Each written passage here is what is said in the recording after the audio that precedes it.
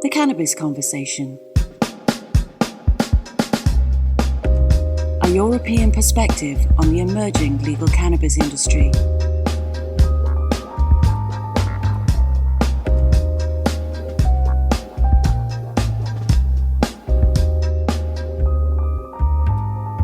Welcome to the Cannabis Conversation with Anuj Desai, where we explore the new legal cannabis industry by speaking to the professionals that are helping shape it. I hope you're all well.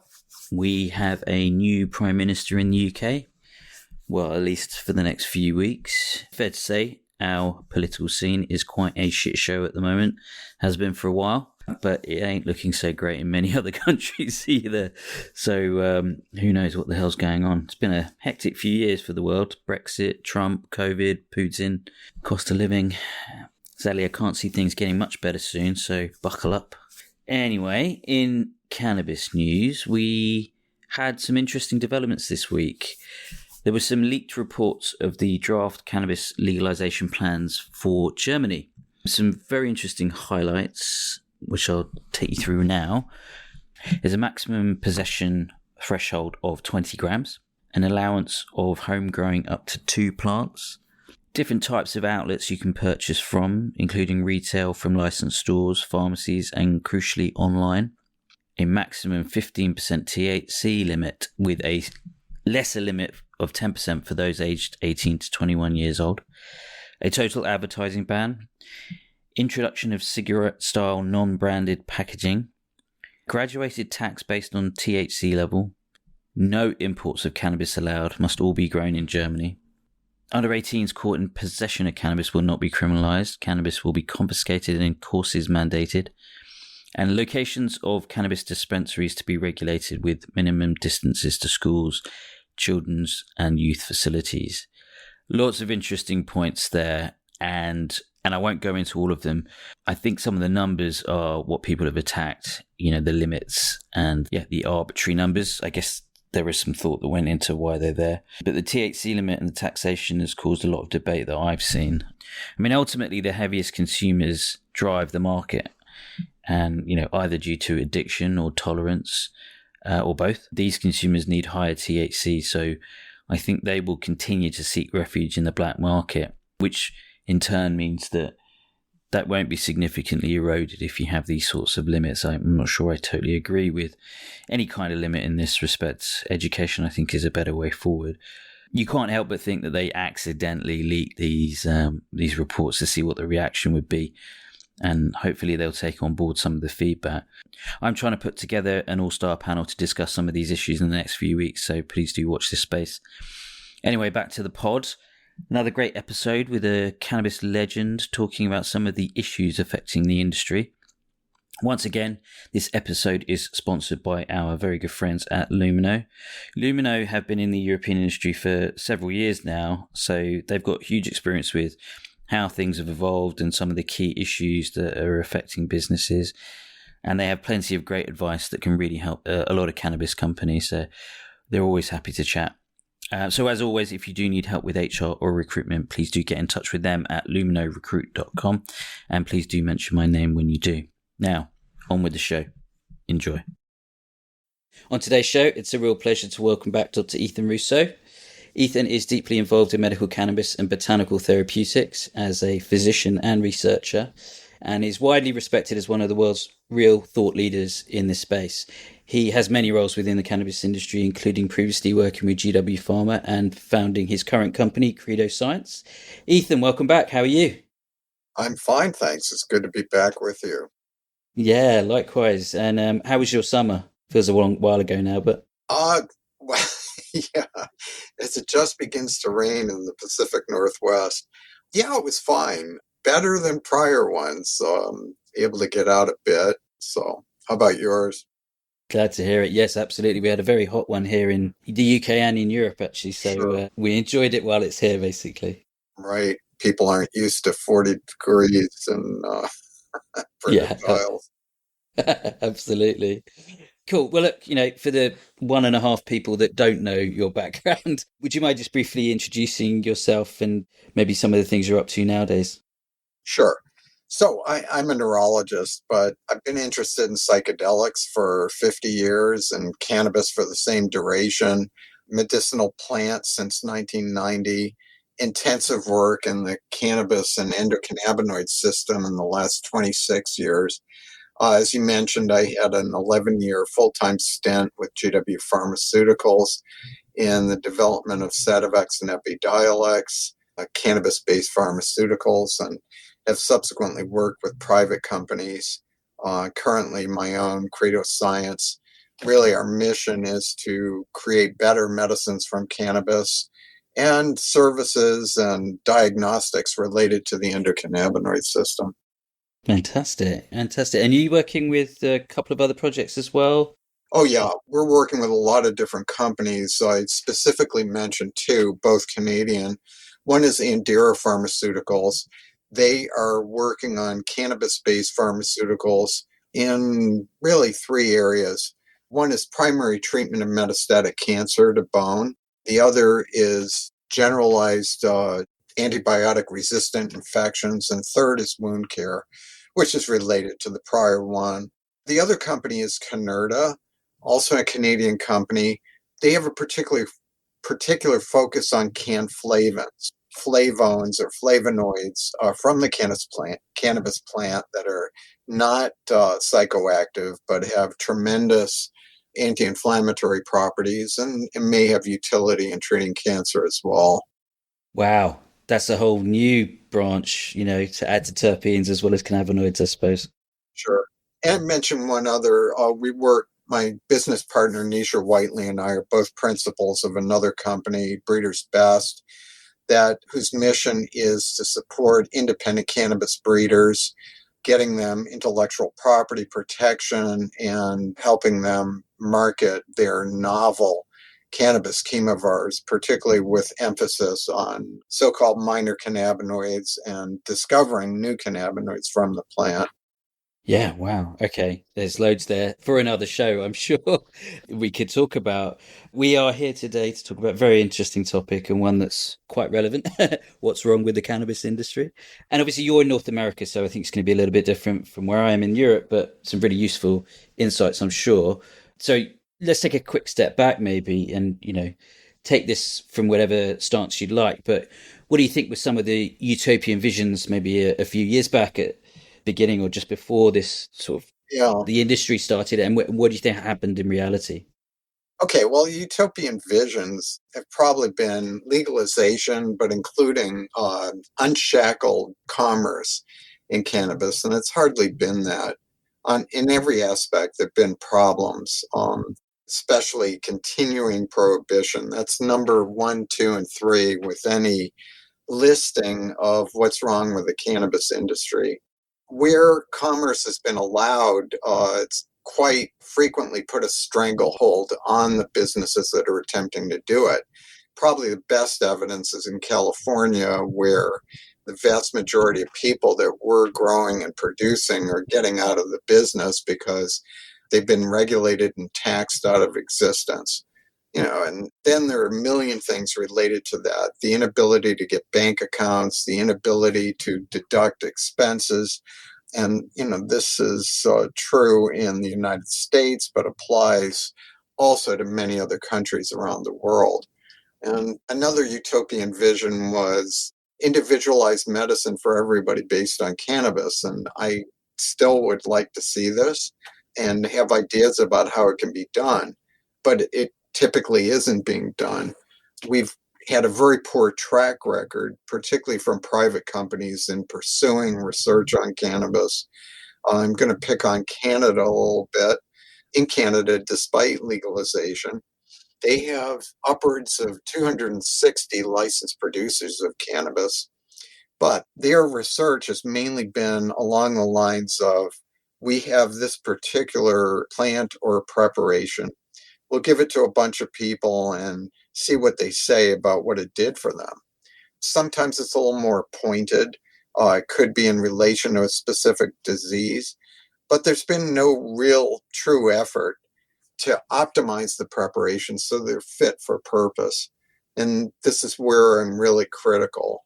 Basically, most of these companies have the same thing.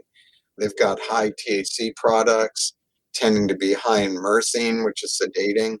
This is what the public wants or thinks that they want in relation to the recreational pursuit of cannabis as opposed to other therapeutic purposes.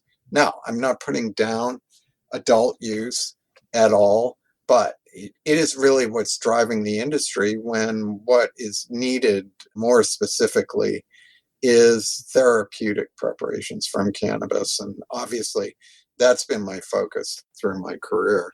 There are plenty of people that can create very potent cannabis preparations. So if the goal is getting high, we're there. You know, we've been there for a long time, but there are loftier or other goals that are equally meritorious that aren't getting the attention that they deserve. Absolutely. And if I'm to sort of split those two, you put a few different topics there, but I've split them in. There's almost a kind of structural stuff, which is, the prohibition, the legal, the regulatory, and then the tax and everything that supports that. If we talk about that for a second, is it almost like cannabis has been allowed, but in a kind of begrudging way, like it's almost set up to fail because of those systemic issues? Oh, absolutely. And whether that was really the intent to strangle the industry, it is the end result.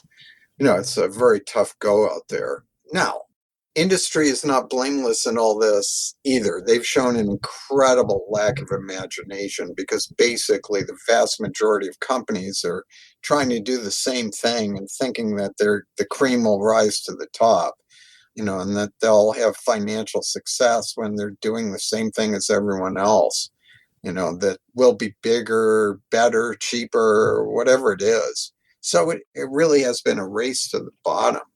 There's been little effort to really create quality control within the industry, police itself, provide adequate safety monitoring. I have very high standards that I'd recommend. I think that every cannabis preparation, whatever its purpose, should be accompanied by a current certificate of analysis that tells not just the cannabinoid content, but the terpenoid content.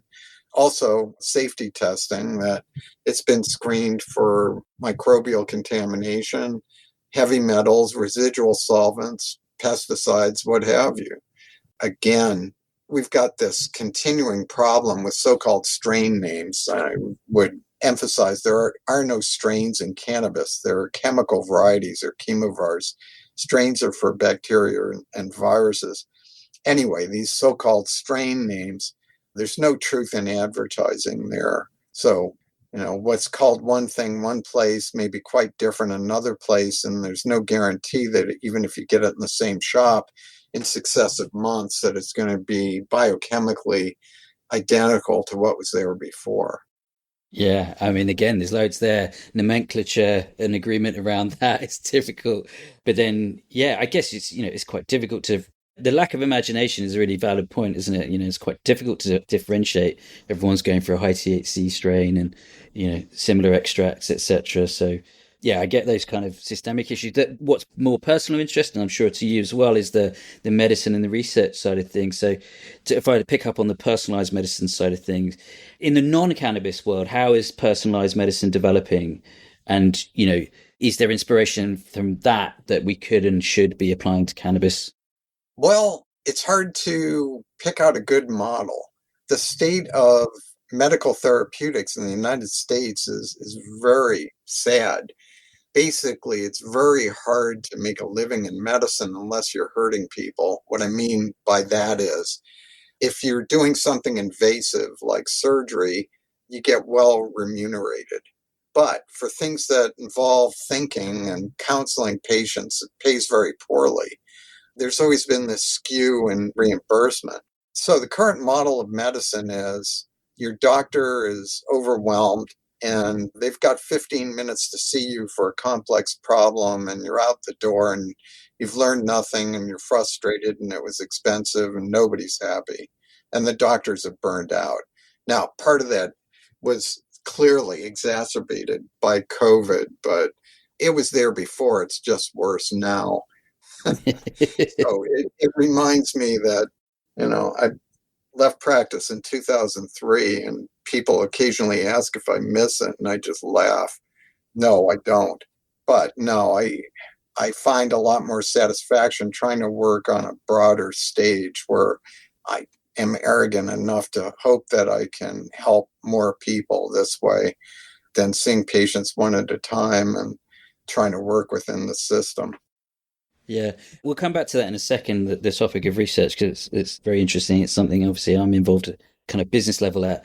But do you think medical has sort of been left behind in the US, particularly now adult use is sort of taking over in many states? Yeah, absolutely. In this country, it remains extraordinarily difficult to do anything research related to therapeutic potential of cannabis preparations. Again, we're still dealing with a monopoly on supply from the National Institute on Drug Abuse.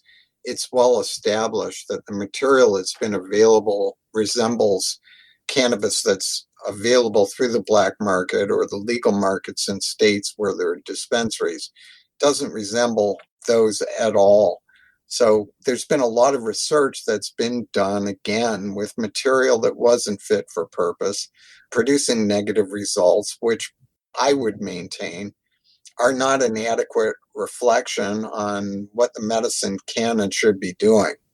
So I've taken a stance, and this has been challenged every day, that we won't work with material that we don't consider optimized. The field does not need a bunch more failures of therapeutic trials of cannabis in whatever form. So we get absolute nonsense, like the company that tried to use applications of cannabis medicine, specifically CBD, on the skin in an effort to treat epilepsy. And the fact is, with available technology, there wasn't the proverbial snowball's chance that there would be enough in the blood to affect someone's seizure disorder. So that was a tremendous amount of money wasted. But the headline is always that this study failed or cannabis is no good for seizures. And the answer is well known. It can be. It's got to be in the right form and properly administered, et cetera, et cetera. And I mean, that's a question of poor study design. I mean, I think obviously I know your answers to this, but you think there's enough kind of existing body of evidence to at least point us in a better direction of starting points than that particular study, for example? Yeah, certainly. But again, think I know better in some instances how things should be done, but that doesn't mean that anyone's listening. Yes, I know that feeling too, even in my own household. So, yes, I mean, you obviously got, your perspective from the US, and don't worry if you don't have an in-depth perspective on the rest of it, but, what are you seeing in terms of the rest of the world? Well, yeah, I mean, I watch things. Well, let's pick on the UK for a minute. Sativex was approved somewhere back around 2012, and forgive me if I don't remember exactly. However, in its country of origin, its availability is still spotty through what people call the postcode lottery, meaning in certain places, if you live, you can get it through NHS, the National Health Service for non-Brits. Other places, you're out of luck. So that's unconscionable. And obviously, it's a political problem, could have been easily remedied years ago, but still there. That's crazy. Now, there is hope on the horizon. Not every drug of that type has to go through a rigorous regulatory approval by the European Medicines Agency or the US Food and Drug Administration. Rather, for example, we're currently working with a company in Thailand. They've asked for a large number of formulations for specific therapeutic purposes. Their system is a little bit different in that small trials can be done, and if it proves effective and there are no safety signal alarms, it can be distributed and even exported. So this is a much, much easier path than formal regulatory approval as a pharmaceutical, which is just orders of magnitude more difficult, not to mention Yeah. expensive and time consuming. Yeah, absolutely. I mean, my sort of take on what's happening in Europe is there's a lot of, because of this is the sort of current regime. There's a lot of companies that are sort of playing medical at the moment, almost in hope of legalization. And they claim to be medical because that's what you need to do at the moment, but they're not really speaking to patients or spending any money on research, which I think would. Yeah. I could claim that I hate to sound cynical. I know that I am.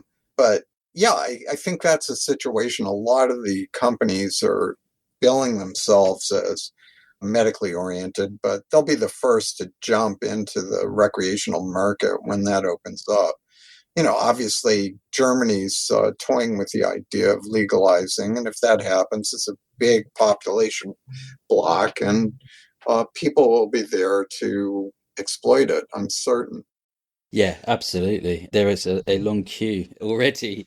But let's actually, let's go back to the research side of things. And, how much kind of research are you seeing that you think actually there's some really interesting stuff there that could be really valuable? Well, to be honest, I started this in the 90s at a point where the endocannabinoid system had just been discovered. And every year there was a flurry of new information. So, when you went to an international meeting like the International Cannabinoid Research Society, there were always blockbusters happening. Because the field is maturing, the pace has slowed a little, which is not to say that it's stagnant at all, but most of the developments are more incremental.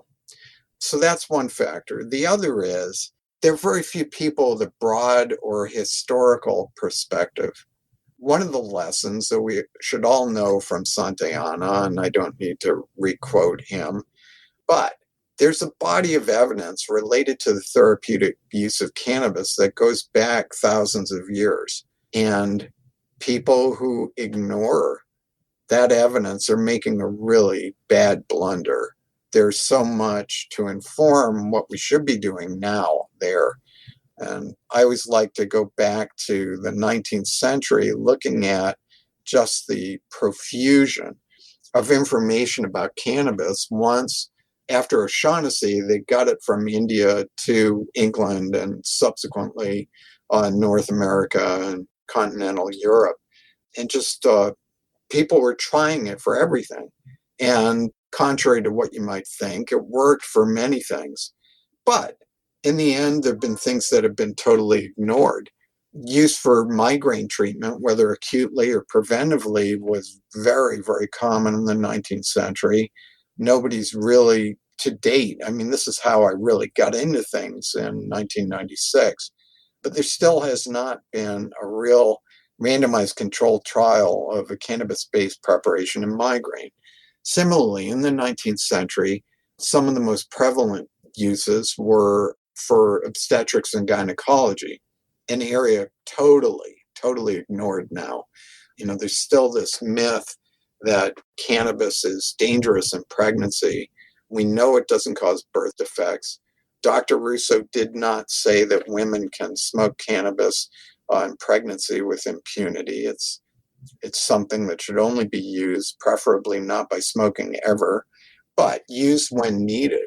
An example would be hyperemesis gravidarum, that something that affected Princess Kate on her pregnancies. So this is a form of morning sickness, but far worse, often leading to hospitalizations. It doesn't respond to conventional medicines, can lead to miscarriage, even the death of the mother.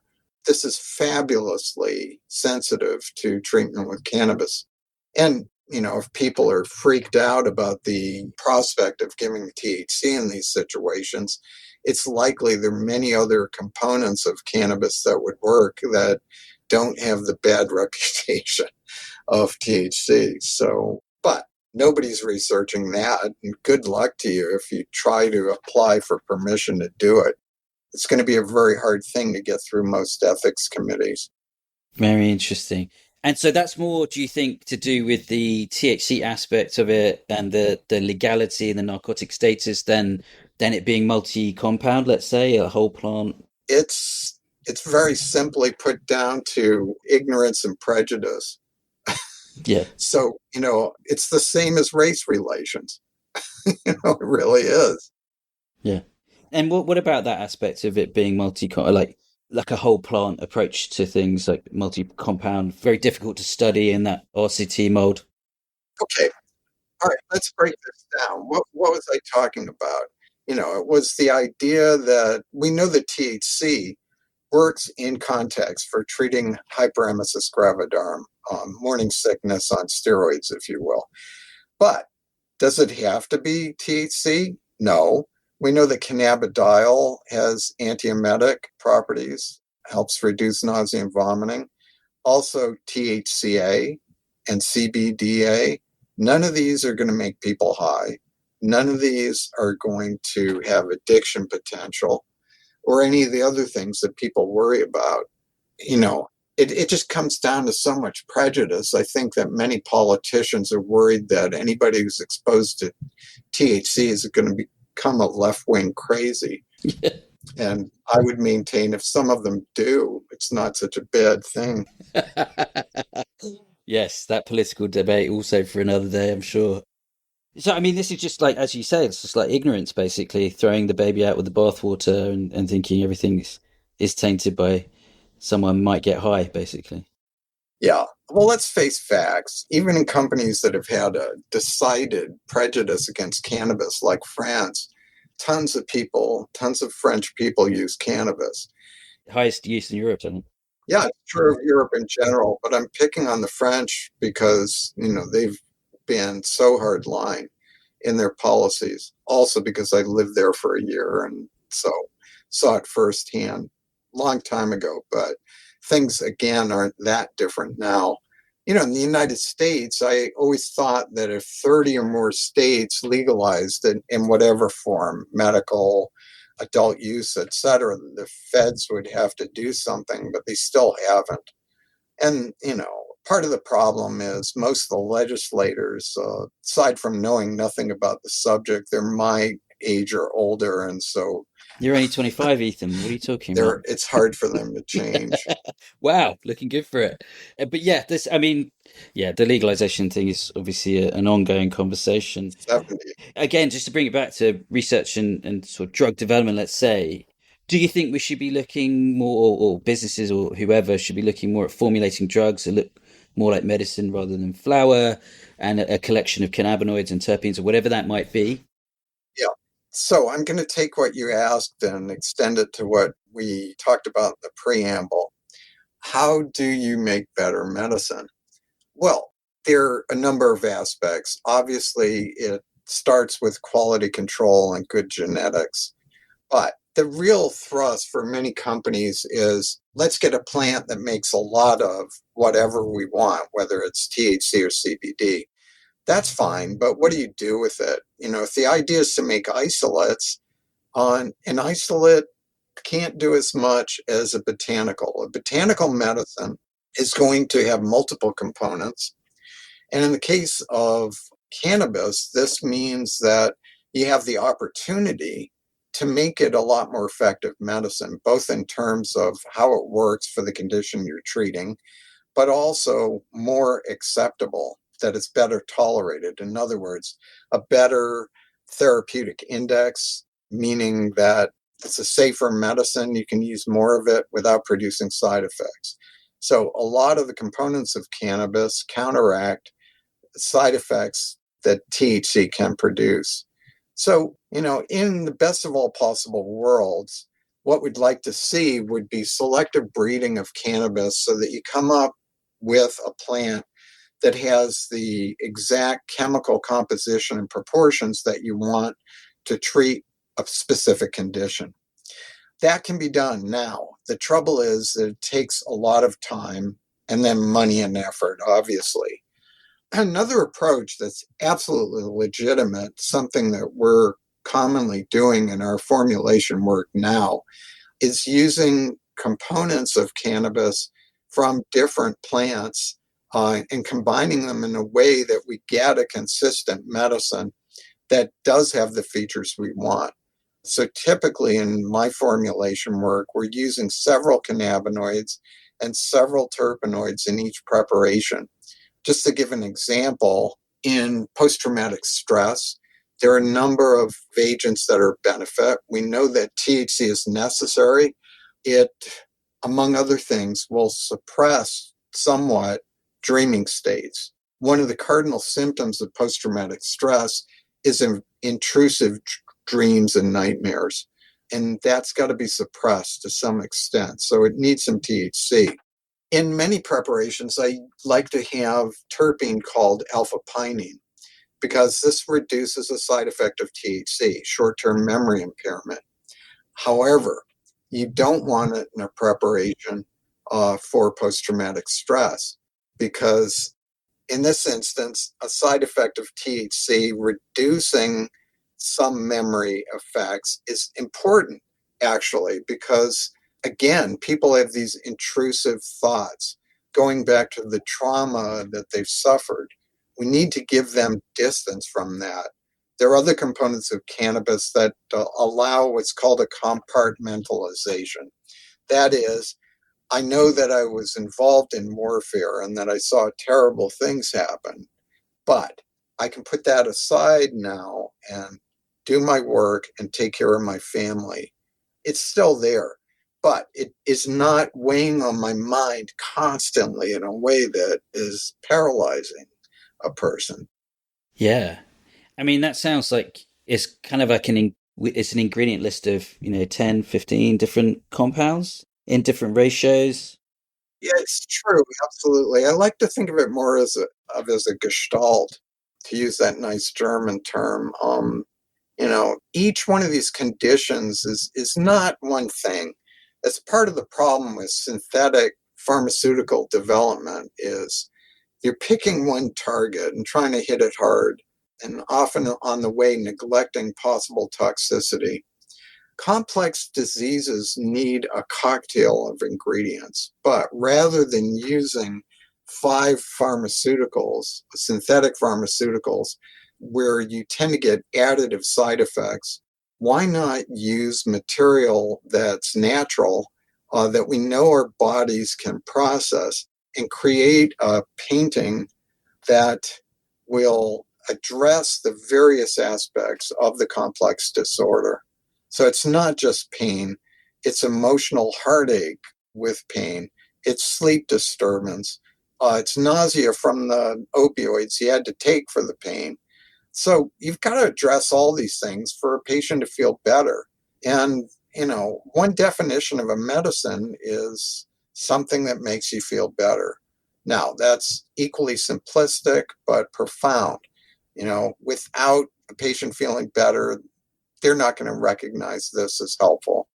Yeah, absolutely. I mean, it's one of the first cannabis conferences I ever went to. There was an epilepsy patient who was saying that they were taking, I think, it was around 10 pharmaceutical drugs to deal with their condition, but actually, it was only four of them were actually sort of treating the condition, and the others were just to offset the side effects, which was just sounds crazy. Absolutely. Again, opioids. So opioids affect pain. They're sedating. They kill people's sex life. They produce constipation. You need drugs for that. They're addictive. People die from them. We have to do better. Yes, they have their place. They have their place for people who are dying of cancer with pain. They have a place acutely after injury or surgery. But no one at this point should be on high doses of opioids forever for their back pain. It's been shown to be counterproductive, and we have to have alternatives, which certainly include cannabis-based medicines. Yeah, absolutely. Yeah, we've gone quite medical here, so maybe this is slightly more recreational question, but Sure. I actually think it has relevance in certainly in the European medical scene. What do you think of the obsession with high THC products? Obviously, in the adult use market, this is sort of prevalent. Yeah. Well, I'll tell a story. Some years ago, my son was a bud tender, person that helped sell cannabis in a licensed dispensary. He was runner up for best bud tender in Seattle on some bragging rights. He got very frustrated with the job because everybody, this is often young people. The biggest consumers of cannabis in that kind of setting are 18 to 25-year-olds. So they come in and it was always the same story. I want the stuff with the highest THC. what's the strongest you got? He would try to disabuse them of this notion, saying, well, we've got that kind of thing, but, what kind of experience are you trying to have? And he'd explain that, different types of cannabis do different things and try to engage them on how they used it and what they were really seeking. But in the end, most people still wanted to, become extra galactic in the evening or weekend. So there have been various surveys when this has been analyzed. A lot of, ultimately, when they really try different things in a blinded fashion, people often prefer material with lower THC and a balance of cannabinoids and other ingredients. So, in the olden days, the way you got cannabis was you went to whoever had it, you shared a joint, spliff, whatever, reefer, and if you liked it, you bought it from him, usually. That's the way it was done. People didn't buy what they didn't like. Nowadays, you can't try it at point of sale. In most places, it's in hermetically sealed containers. You can't even smell it. And it's been well established that many people will choose on the basis of the scent of the material. So things have gotten very perverted. Really, it's an education process, but unfortunately, people will really be convinced only by experiential evidence, meaning trying different things and seeing what they like or what best treats their condition. Again, looking at it medically, a medical patient who gets into cannabis-based treatment often requires a few months to find the thing that works best for them. We could really shorten that cycle again if we were using optimized preparations. There is a tool for doing this. My colleague Mark Lewis developed a report form for cannabis called PHYTO-FACTS. That's PHYTO facts. On one page, it provides the proportions of the cannabinoids. It has bar graphs for the terpenoids. It shows not just those numbers, but it shows what people have said about the taste, the smell, and the effects from consumers. So it's a way of looking at something, one page, and getting all the info on what's in it and how did it affect people.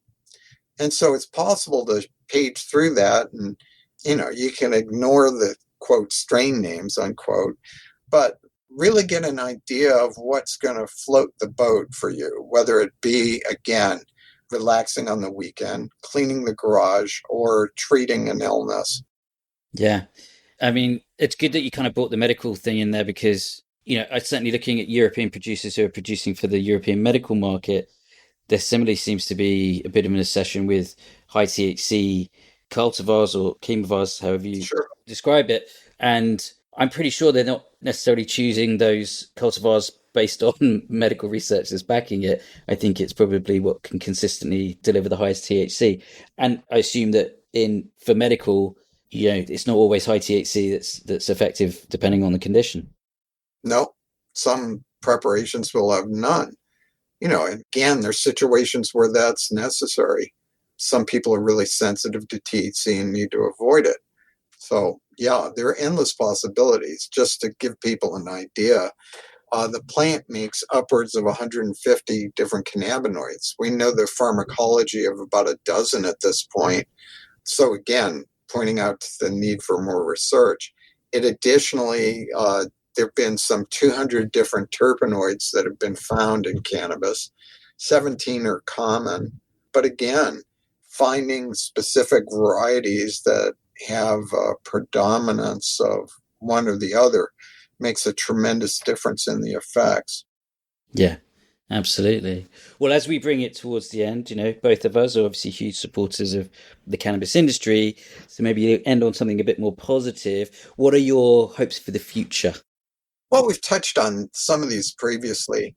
I'd like to see more people doing biopsy proven research, a little bit tongue in cheek there, but things where we can really demonstrate that an optimized preparation treats this condition effectively and does so safely. So that's certainly needed. I would like to see better standards in the industry, self-policing, insisting on high standards of consistency and efficacy, applying some imagination so that companies are trying to really innovate rather than thinking they can do better than the next guy who's doing the same thing. And we need more actual experts. So many people in the industry come to it from real estate or entertainment, and they think that they have transferable skills when they really may not. This is a really deep subject. It requires time and application to really understand it in all its facets. So there are no real shortcuts unless you can hire people that have those skills. But it's all relatively new, isn't it? So it's always going to be a bit difficult. Actually, this just reminds me, while I've got you, I might as well ask, what's your opinion on the kind of hemp-derived cannabinoids that I think are now more prevalent in the States? So I'm thinking of Delta 8, Delta 10. I hear these products are sort of everywhere now. Yeah, I'm against it. Here's the thing. This whole aspect of the industry is another byproduct of prohibition. There have been some questionable legal rulings that if it's made from hemp, that qualifies as hemp. I've been working closely.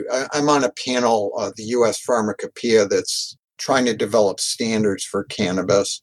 And there are many analytical chemists on board. And one in particular has said he's analyzed thousands, no exaggeration, thousands of Delta 8 THC products. Not one of them has been true to form.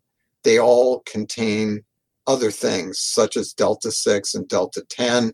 These may be safe. We have no data on whether they are or not. All of them have unknowns that may be toxic, and virtually all of them have residual solvents or other things.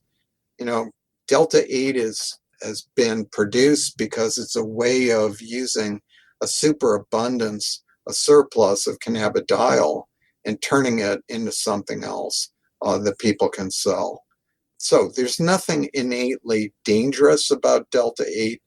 However, the current sources of Delta 8 are made in a dangerous fashion, and I can't recommend them to anyone, unless, again, it is known and demonstrated that these are free of contaminants or other dangerous ingredients.